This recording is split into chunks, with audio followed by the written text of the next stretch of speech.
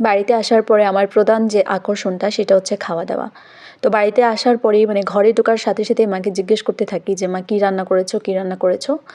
আসলে আমি জানি যে আজকে আমি যা, যা খাবো সেটা সবকটাই আমার হচ্ছে প্রিয় খাবার থাকবে। কারণ আমি যখনই মানে যেদিন বাড়িতে যাই বা বাড়িতে যে কটা দিন থাকি প্রত্যেকটা দিনই হচ্ছে মা আমার প্রিয়, প্রিয় যে আইটেমগুলো এগুলো রান্না করে।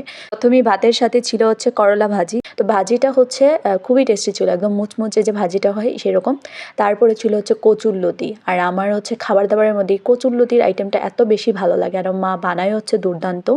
তো এই কচুরলতি দিয়ে আমি হচ্ছে হাফ থালার মতো ভাত খেয়ে নিতে পারি। মানে নিমিষের মধ্যেই। তো আমার অনেক বেশি ভালো লাগছিল। তো আমি যেহেতু অনেক মানে ভালো করে খাচ্ছিলাম তো মা দেখে ভাবছিল যে আমার মানে অনেক বেশি ভালো লেগেছে। নরমালি আমার মায়ের রান্না সব কিছুই ভালো লাগে। কিন্তু কিছু, কিছু আইটেম একদম একটু বেশি ভালো লাগে।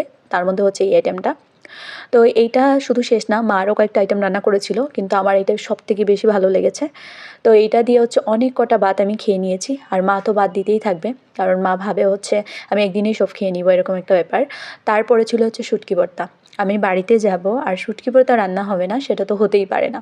কারণ শুটকি ভর্তা হচ্ছে one of my favourite. So আমি যখনই বাড়িতে যাই মা হচ্ছে এটা আমার জন্য ম্যান্ডেটরি মানে রান্না করবেই। তো তারপর হচ্ছে শুটকি ভর্তা খাচ্ছি। মানে একটা ছেড়ে আরেকটা খাচ্ছি। বুঝতেই পারছেন মানে কতটা ক্ষুধার্ত আছি আমি।